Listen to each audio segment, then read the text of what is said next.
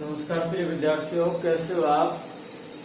आज आरोह भाग 2 कक्षा 12वीं कविता लक्ष्मण मूर्छा और रामलीला, कवि गोस्वामी तुलसीदास। इस कविता पार्ट 3 और अंतिम भाग में आपका अभिनंदन है, स्वागत है। कविता लक्ष्मण मूर्छा और रामलीला पार्ट 1 और पार्ट 2 का सरलार्थ प्रश्नोत्तर आपने कर लिए होंगे। आज अंतिम जो चौपाई है, अंतिम 2 है, उसका सरलार्थ, उसके बारे में हम अध्ययन करने जा रहे हैं। आप ध्यान से देखेंगे, सुनेंगे।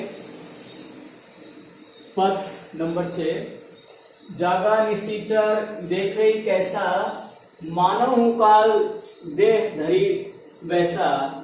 कुंभकर्ण बूझा कहू भाई, काहे तब मुख रहे सुखाई। कथा कहो सब ते ही अभिमानी, जे ही प्रकार सीता हरि पानी। तात कपि न सब निशिचर मारे, महायोद्धा संघारे।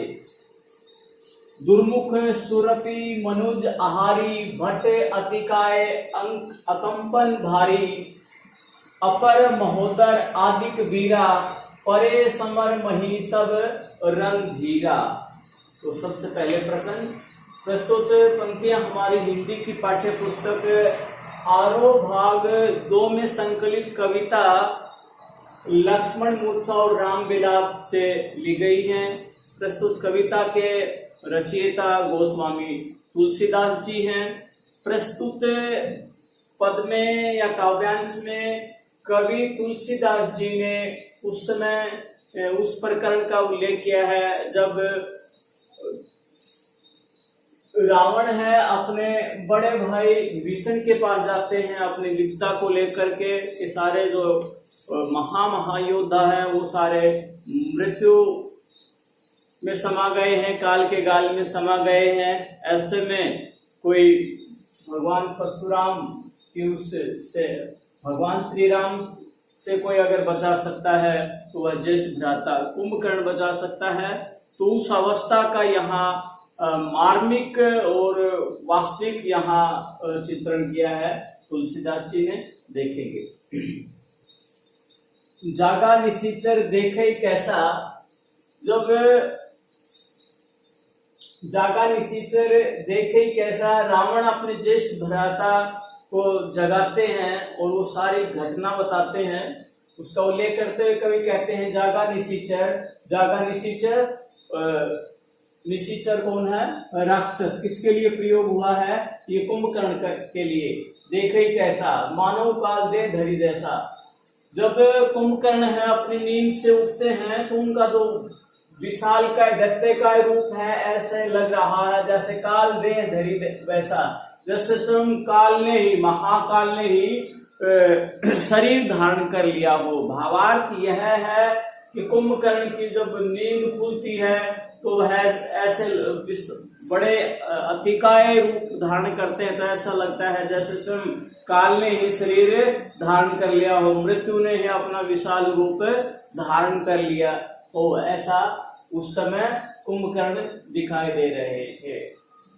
कुंभकर्ण बूझा कहू भाई। कुंभकर्ण ने जाग करके, नींद त्याग करके बूझा, पूछा, कहू भाई, हे भाई, अर्थात रावण, क्या समस्या है जो मुझे आपने नींद से जगाया है।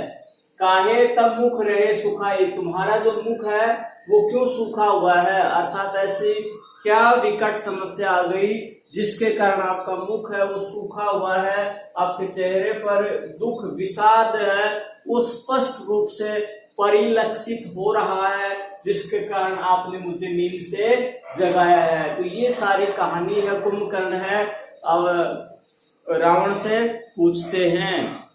तब कथा कही सब ते ही अभिमानी। अभिमानी किसके लिए प्रयुक्त हुआ है? रावण के लिए। तो अभिमानी रावण ने कथा कहानी कहो सब ते ही, तो वो जो सारी कथा कहानी है अपने ज्येष्ठ भ्राता कुंभकर्ण को बताई। कौन सी कहानी? जय ही प्रकार सीता हरियाणी। जय ही जिस प्रकार से सीता माता हरि उसका अपहरण किया था, हरण किया था, तो जब पूछने के बाद अभिमानी रावण है अपने ज्येष्ठ भ्राता कुंभकर्ण को सारी कहानी है, कथा है, सुनाना देते हैं कि उसने किस प्रकार से सीता माता का हरण किया था। तात कपि ने सब निशाचर मारे। रावण है अपने बड़े भाई कुंभकर्ण को कहते हैं तात कपि ने बंदर, किस ये कपि ने बंदर, बानर सेना, ये किसके लिए, हनुमान और बानर सेना के लिए प्रयुक्त हुआ है। सब निशाचर मारे, जितने भी रावण थे, जितने भी राक्षस थे, उन सबको बानर सेना ने मार गिराया। इस प्रकार से कुंभकर्ण को रावण है सारी जानकारी देते हैं। आगे क्या कहा, महायोद्धा संहारे, महा बड़े बड़े योद्धा वीर पराक्रमी संहारे, मारे गए। जितने भी हमारी सेना के अर्थात रावण के पास जितने भी महायोद्धा थे, वीर थे, वो सारे रणभूमि में संहारे मारे जा चुके हैं। दुर्भुख सुरपी मनुज आहारी, तो बड़े बड़े जो राक्षसों के नाम है, दुर्भुख है, सुरपी जो देवताओं का शत्रु है, मनुज आहारी जो मनुष्य का जो अपना भोजन मानता है, ऐसे ऐसे जो राक्षस हैं, मनुष्य भक्षक, मनुष्य को खाने वाले, मनुज आहारी, भट्ट योद्धा, अतिकाय बड़े शरीर वाले, अकंपन भारी, जो बड़े बड़े अतिकाय महान योद्धा थे, वो सारे के सारे युद्ध भूमि में मारे जा चुके हैं। अपर माने दूसरे, महोदर दूसरे जो योद्धा हैं, अधिक वीरा जो सारे जो वीर थे, पराक्रमी थे, परे समर, परे गिरे, समर युद्ध, माही पृथ्वी, सब रणधीरा, रणभूमि में सारे के सारे पृथ्वी पर मारे जा चुके हैं। भावार्थ ये जो भी बड़े बड़े अतिकाय विशाल शरीर वाले हैं, दुर्भुख है, मनुष्यों के शत्रु के जो नाम के राक्षस है, मनुजाहारी, मनुष्य को भोजन करने, मनुष्य का भक्षक करने वाले हैं, भट्ट है, बड़े बड़े योद्धा है, वो सारे के सारे युद्ध भूमि में मारे जा चुके हैं, जिनका इस पृथ्वी के ऊपर सबका संहार हो चुका है, कोई भी शेष नहीं बचा है। तो ये सारी कथा है, रावण है अपने ज्येष्ठ भ्राता को सुनाता है।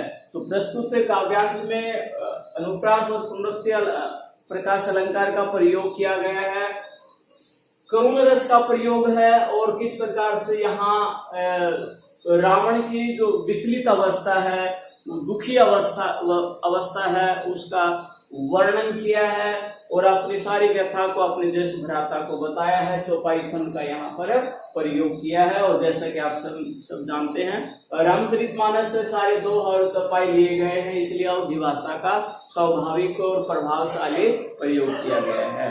अंतिम दोहा देखिए, सुनी दस्कंधर वचन तब कुंभकर्ण बिलखान, जगदम्बा हरियाणी सब सट चाहे कल्याण। प्रस्तुत दोहे में कुंभकर्ण है रावण की सारी कथा सुन करके अपने विचार प्रकट करते हुए कहते हैं कि सुनी दस्कंधर वचन तब कुंभकर्ण, सुनी सुनकर दस्कंधर रावण, दस्कंधर किसके लिए प्रयुक्त हुआ है, रावण के वचन तब कुंभकर्ण बिलखाए, बिलखान दुखी होकर के बोलते हैं या पुकारते हैं।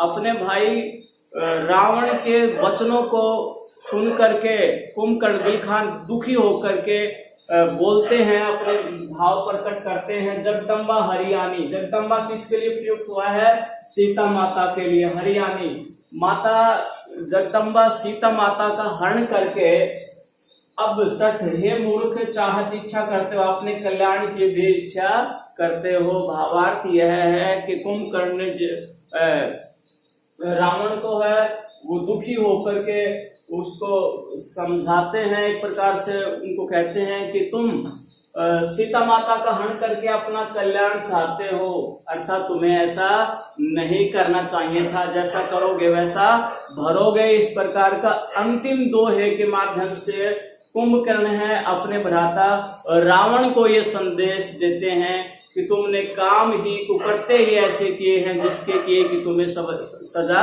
अवश्य मिलेगी। तो ये इसके माध्यम से कुंभकर्ण ने अपनी जो वास्तविक स्थिति है उसको दर्शाया है, और जैसे को तैसा इस बात को दर्शाया है कि जैसा करोगे वैसा भरोगे और सीता माता के प्रति अपना जो श्रद्धा भाव है, आस्था है, वो भी प्रत्यक्ष रूप से यहाँ परिलक्षित होती है कुंभकर्ण के वचनों के माध्यम से।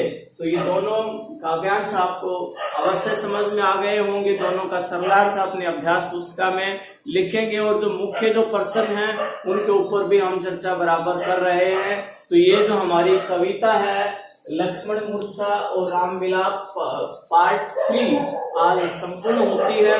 तो सभी इनके सरलार्थ हैं, शब्दार्थ हैं और प्रश्नोत्तर हैं, वो अपनी अभ्यास पुस्तिका में लिखेंगे, याद करेंगे। जय हिंद, जय भारत।